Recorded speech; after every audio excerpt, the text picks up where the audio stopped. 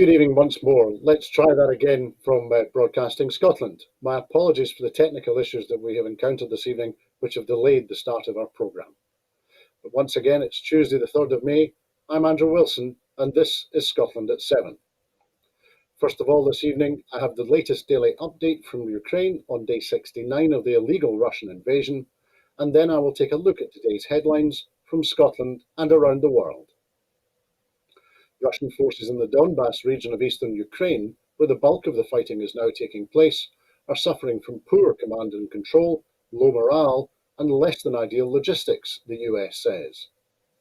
The UN Human Rights Office has said that the death toll of civilians killed in Ukraine since the start of the Russian invasion has exceeded 3,000 people. Most of the victims were killed by explosive weapons with a wide impact area, such as missile strikes and airstrikes, the Rights Office said, without attributing responsibility. Russian troops are reportedly destroying historical tombs in Ukraine's Kherson region, according to Ukrainian officials. Via Twitter, Ukraine's Ministry of Foreign Affairs reported that Russian troops were destroying 1,000-year-old Scythian tombs in Kherson by arranging firing positions on them. Russia is planning to annex Donetsk and Luhansk after failing to gain Kyiv and overthrow the government there, the US ambassador to the Organization for Security and Cooperation in Europe has told reporters.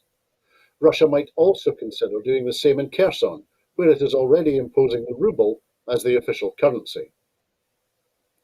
The director of the United Nations World Food Programme in Germany has warned that millions of tons of grain are stuck in Ukraine due to seaports being blocked by the Russian military action. The UK has said it will provide £300 million more in military aid to Ukraine, including electronic warfare equipment and a counter-battery radar system, and that's on top of around £200 million of assistance so far, according to Reuters.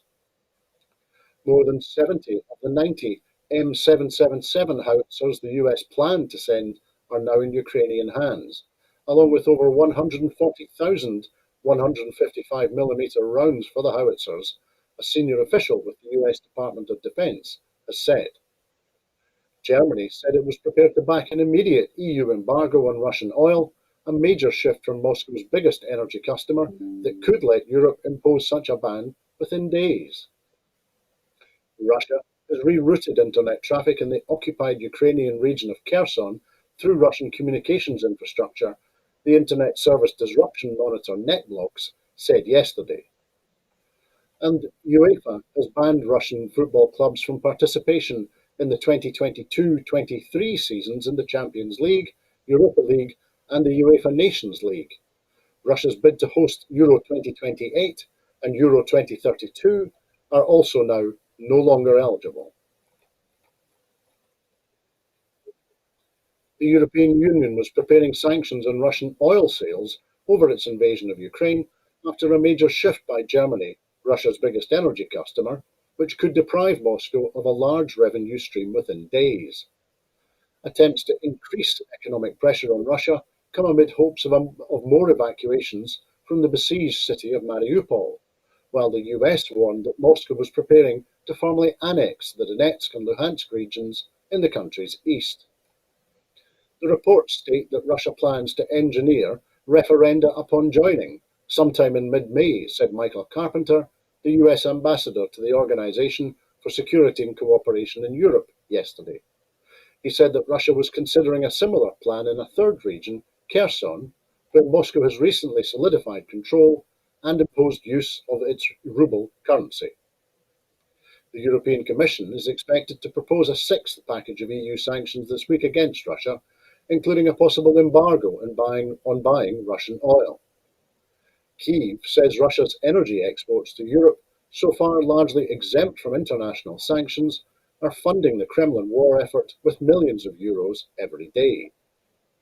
This package should include clear steps to block Russia's revenues from energy resources, the Ukrainian President, Volodymyr Zelensky, said in his nightly video address last night. Germany said yesterday it was prepared to back an immediate EU embargo on Russian oil. We have managed to reach a situation where Germany is able to bear an oil embargo, the German economy minister, Robert Habeck, said.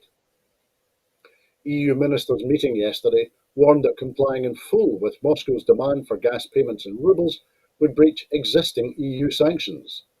Ambassadors from EU countries will discuss the proposed oil sanctions when they meet on Wednesday. Ukraine's ambassador to the UK has urged the Home Secretary to relax the unnecessary long bureaucratic visa scheme for those fleeing war, as thousands of Ukrainians remain stranded in Europe. Vadim Prosteko said he was negotiating with Priti Patel to temporarily lift visa requirements that he said had left many Ukrainians waiting in European towns such as Calais. He said, now it's time maybe for a temporary relaxation of visa requirements just to relieve people from this unnecessary, long, bureaucratic and difficult procedures. We are constantly working with the Home Office, trying to rebalance this system, trying to find better solutions. But something like temporary relief from visas will help us a lot. It came as it was revealed that the Home Secretary was facing mass legal action over the chaotic Homes for Ukraine backlog, which has left thousands of people waiting for the latest government, waiting for weeks after uploading all their paperwork and undergoing biometric scans. According to the latest government figures, 59,000 people have had visas approved but have not yet arrived in the UK. Only 15% of the 74,700 Ukrainians who applied under the sponsorship route have actually made it to Britain. Many people who submitted applications more than 6 weeks ago, when the scheme was launched, are among those apparently lost in the system. The UK is an outlier in Europe in requiring Ukrainians to submit to a lengthy visa process before they can travel. This has meant children without international passports, including month-old babies, being required to undergo security scans in Poland before they can fly to safety. Prosteko said he had asked Patel directly to relax the process temporarily. He said, Ukrainians are coming here and in most cases have been waiting in European towns next to you, like in Calais, because we enjoy the visa-free regime with the rest of Europe, and unfortunately we never had it with Great Britain. The US Supreme Court has provisionally voted to overturn Roe against Wade, the landmark ruling that legalized abortion nationwide in America, according to a draft opinion reported on by Politico. In what appeared to be a stunning and unprecedented leak, Politico said on Monday evening it had obtained an initial majority opinion written by Justice Samuel Alito and circulated in the court on the 10th of February. The draft opinion strikes down Roe against Wade, the court's 1973 ruling that enshrined the constitutional right to abortion, and a subsequent 1992 decision, Planned Parenthood against Casey, that largely upheld that right. Politico quoted Justice Alito as saying, Roe was egregiously wrong from the start, its reasoning was exceptionally weak, and the decision has had damaging consequences. And far from bringing about a national settlement of the abortion issue, Roe and Casey have inflamed debate and deepened division. And these are arguments against abortion rights, which were made in the same case before a lower court. The Justice adds, we hold that Roe and Casey must be overruled. It is time to heed the Constitution and return the issue of abortion to the people's elected representatives. 4 of the other Republican-appointed justices, Clarence Thomas, Neil Gorsuch, Brett Kavanaugh, and Amy Coney Barrett, are all said to have voted with Alito in the conference held amongst the justices immediately after the oral arguments were heard in court, the article added.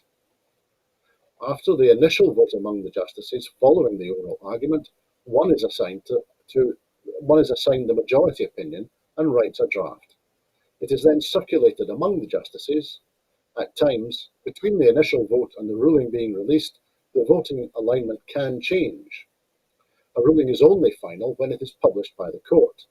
But if, as expected, it is adopted, this decision would rule in favour of Mississippi in a highly consequential case about that state's attempt to ban most abortions after only 15 weeks of pregnancy.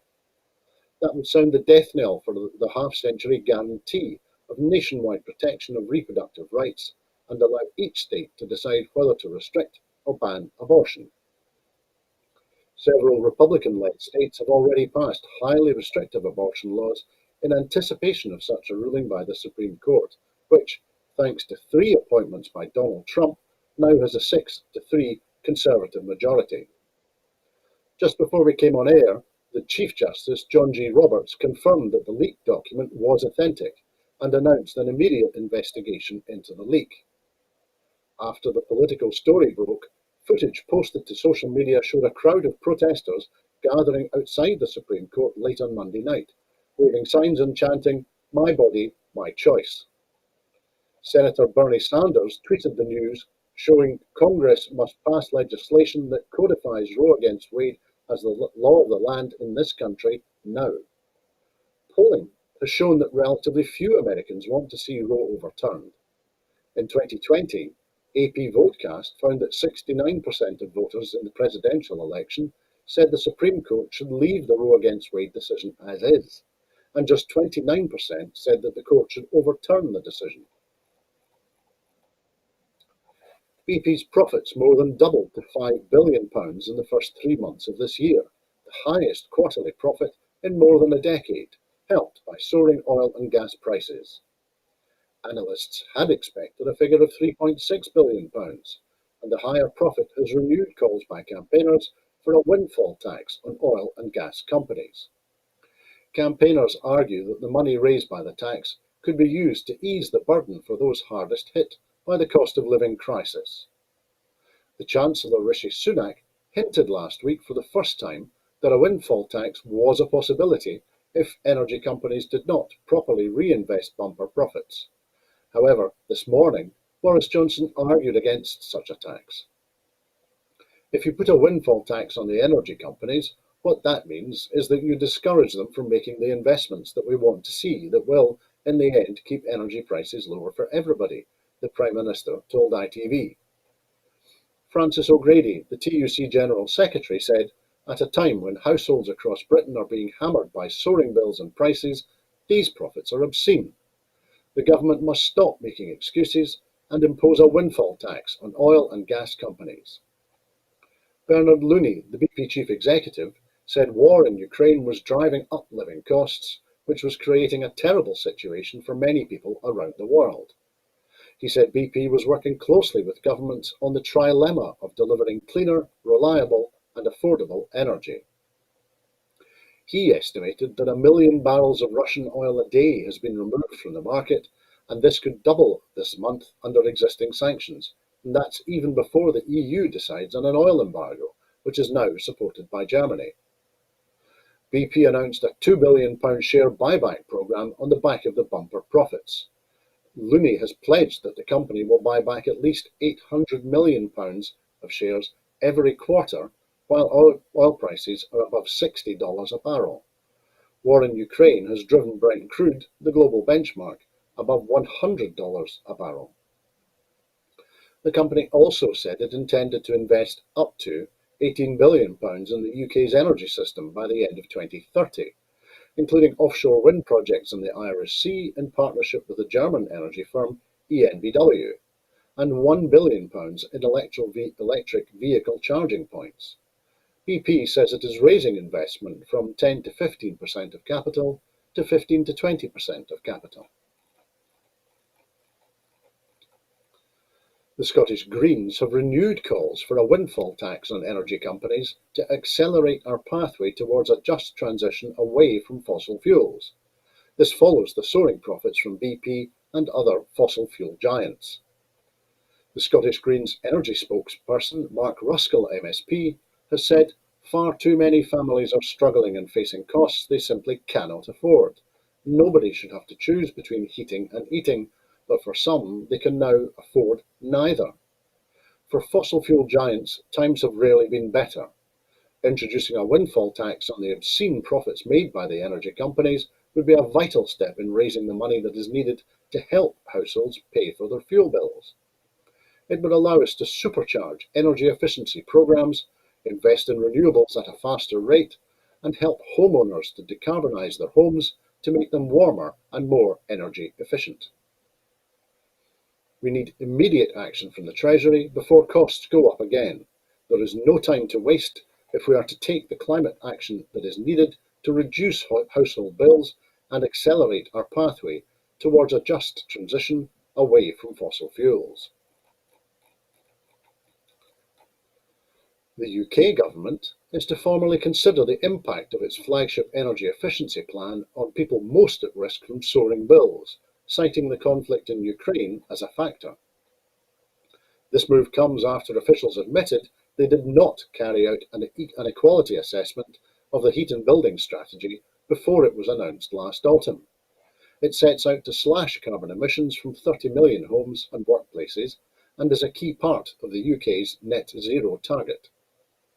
Last month, it was criticised by the independent statutory Climate Change Committee, which said more investment was needed in energy efficiency and low carbon heat improvements for fuel poor homes, especially given that the number of households in fuel poverty is rising dramatically as the wholesale price of gas rises to unprecedented levels. Friends of the Earth uncovered the absence of a public sector equality duty assessment during a High Court claim alleging the strategy breached equalities law. The Environmental Campaign Group believes key policies to help the most vulnerable people to reduce emissions are missing from the strategy that was launched by the Business and Energy Secretary Kwasi Kwarteng before the UN COP26 climate summit in Glasgow last November. The government's decision to belatedly check the impact on the most vulnerable comes amid predictions that up to 40% of UK people could be in fuel poverty by October, when energy prices are expected to rise again, after a 54% increase for many households this month. Friends of the Earth wants the strategy to include initiatives such as a council-led programme of free insulation in poorer areas and greater assistance to poorer people to switch from gas boilers to heat pumps above the £5,000 grants included in the current plan, which do not cover the full cost at the moment. Legal challenges to the policy of deporting asylum seekers to Rwanda could be a reason why the plan has not yet, as intended, started to deter unofficial channel crossings, Downing Street has said. After a period without significant numbers of crossings amid bad weather, several hundred people made the journey in recent days, bringing the total to more than 7,000 so far this year. It is the first time that this has happened since the passing of the Nationalities and Borders Bill, which sets out the Rwanda policy framework. Asked if Boris Johnson was disappointed the plan had not as yet deterred such crossings, the Prime Minister's official spokesperson suggested a series of legal challenges to the plan could be part of the reason. Asked when it would be possible to know if the policy was working, he said, "I don't think there's a fixed date. Obviously, there are a number of variables we need to deal with, not least some of the legal challenges which have been talked about." Questioned on whether he believed would-be asylum seekers in France were reading about the legal cases and thus deciding to risk the crossing, he said, "I'm not seeking to prescribe motivation to individuals. I'm simply setting out some of the challenges that this policy has, that we expected from the start, and that's what we're seeing." In one pre-action letter sent to the Home Office, which is likely to lead to a judicial review claim, the solicitors Lee Day stated that the charity Freedom from Torture has serious concerns about the lawfulness of the policy. It has requested disclosure of information regarding the policy, including documents outlining it, risk assessments, and the Memorandum of Understanding signed by the UK and Rwandan governments. When the policy was announced, the stated plan was for the first deportation flights to leave by the end of May. Asked about this timetable, Johnson's spokesperson said this had slipped. Sinn Féin is on course to become the biggest party in Northern Ireland's government after Thursday's election, a milestone in its quest for a united Ireland. The party has an 8-point advantage ahead of the May 5th election for the Northern Ireland Assembly, an opinion poll has shown today. An Irish nationalist party coming out top for the first time in the UK governed province would represent a historic shift, 24 years after the Good Friday Peace Accord ended 3 decades of sectarian bloodshed. It also moves Sinn Féin closer to becoming the lead party in government on both sides of the Irish border. Though a referendum that could result in unity with the neighbouring Republic of Ireland is likely to be years away, Sinn Féin senses growing momentum. We are in a decade of opportunity to bring about that change, Sinn Féin's leader in Northern Ireland, Michelle O'Neill, told Reuters at its Time for Real Change election manifesto launch. I'm less fixated about dates for a referendum and more concerned about the planning, the work that needs to happen, and the constitutional change conversation that must be had. Sinn Féin is now led by a younger generation of politicians with fewer links to the civil war in Northern Ireland, during which 3,600 people were killed. They want the government in Dublin to start planning for the possibility of a border poll. A pre-election canvass on the patchwork constituency of North Belfast suggests breaking away from Britain is not at the top of voters' minds. While Sinn Féin campaigners are greeted by some houses flying Irish tricolours and others with a sign reading Cudmel Fáilte, the rocketing cost of living and the struggling health service are the chief concerns. Sinn Féin has run quite a nuanced campaign, which is a pitch to the persuadables and middle ground. Chris Donnelly, a political commentator and former Sinn Féin candidate, said of the party's restrained push on the doorstep for a united Ireland. Irish unity takes up only one page in the 17-page manifesto. It is a similar case in the Republic of Ireland, where Sinn Féin have an even wider lead in the opinion polls, with national elections 3 years off. The Unionists captured less than half of the seats for the first time at the last election in 2017, and now polls suggest that anger over post-Brexit checks introduced between Northern Ireland and the rest of the UK is set to split that share more widely among Unionist parties this time around. Monday's opinion poll showed that the Cross-Community Alliance Party could catch the DUP, an unthinkable prospect only 5 years ago. The next steps in reforming Scotland's aquaculture regulatory system have been outlined by the Rural Affairs Secretary, Mary Gudgeon. Speaking at an industry sector conference in Aviemore, Ms Gudgeon announced the formation of a consenting task group to make rapid progress on streamlining the aquaculture consenting system. This includes making a change to the marine licence validity period for finfish and shellfish farms from 6 to 25 years. Ms Gudgeon said, "Aquaculture is a significant contributor to our rural economy, providing well-paid jobs in some of Scotland's most fragile communities, and will play a major role in our green recovery and transition to net zero. It makes a significant contribution to our national economy and provides a source of tasty, nutritious food that is enjoyed at home and abroad." Developing world-leading legislation for aquaculture is key to developing a sector that is both environmentally and economically sustainable, she continued, operating with environmental limits and with social licence, ensuring there is a thriving marine ecosystem for future generations. And members of the public can now explore 35 sites across Orkney, including those that make up the Heart of Neolithic Orkney UNESCO World Heritage Site, and discover the stories that shaped them, from wherever they are, with a new digital tour from Historic Environment Scotland. Featuring over 90 different stories, from the finding of the Orkney Venus to the infamous killing of St Magnus, the guide is designed to help place a spotlight on the island's rich heritage and the people, places and stories that have helped shape it. Thanks to new progressive web app technology, the guide can be downloaded and then used on devices without any mobile signal or data, meaning those exploring the islands in person will still be able to enjoy the audio and video tours, even in the most remote locations.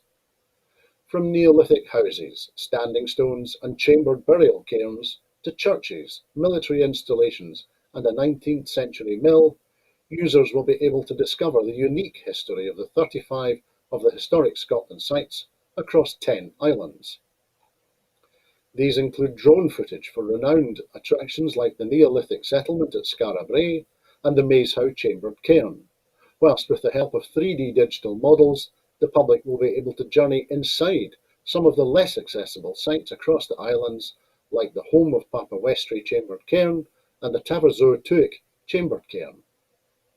With 90 different stories to tell, the guide features a range of guest presenters, including guided tours narrated by site staff and interviews with leading historians and archaeologists, a stoneman and a broch builder. Users discovering Doonby Click Mill can also enjoy an interview with a beer barley baker, or learn about the finding of the Orkney Venus or Westray Wife, the earliest known depiction of a human face, while exploring the links of Noltland on Westray. The guide also includes several literary extracts, such as the description of the infamous killing of St Magnus, or from storytellers and yarn spinners ranging from the Norse saga writers, Orkney's own George Mackay Brown, and the likes of Sir Walter Scott. The Culture Minister, Neil Gray, said, "As an Orcadian, I couldn't be more thrilled that people will be able to enjoy such a comprehensive digital tour of the spectacular heritage sites on these islands." Now, as part of our coverage of the Scottish local elections, which are taking place on Thursday this week, my colleague Hugh Stewart has spoken to Kirsten Robb, who is a Green candidate standing for the local elections in the ward of East Kilbride East. Here's Hugh's interview with Kirsten. Okay. My apologies, I'm just being informed we're not going to be able to run that VT for you this evening, so what we will do is carry it forward to tomorrow, and we'll be able to see Hugh speaking to Kirsten and listen to her answers on tomorrow night's Scotland at 7. So that means that was our final item this evening. In making these programmes, Broadcasting Scotland relies on the support of viewers and others who value our distinctive approach to news, current affairs and culture. Please help us to continue to make these programmes and to continue to develop the station and make new programmes for you. If you would like to support us, then please subscribe or donate to Broadcasting Scotland. You will find the link to do that on the screen now. There are other ways in which you can contribute to our work. If you would like to volunteer to work with Broadcasting Scotland, either behind the scenes or in front of the cameras, then please visit our website at www.broadcastingscotland.scot and send us a message there. You can also find us on Facebook by searching for Broadcasting Scotland and on Twitter at BroadcastScot. Meantime, Hugh will be here tomorrow evening at 7, so please tune in and join Hugh and his guest then. Thank you to everyone who has been watching this evening, and again my apologies for our late start due to technical issues. And so that's the way it is at very nearly Scotland at 10 to 8. I hope that you can join us again soon on Broadcasting Scotland, but in the meantime, please keep warm and keep well. Bye bye.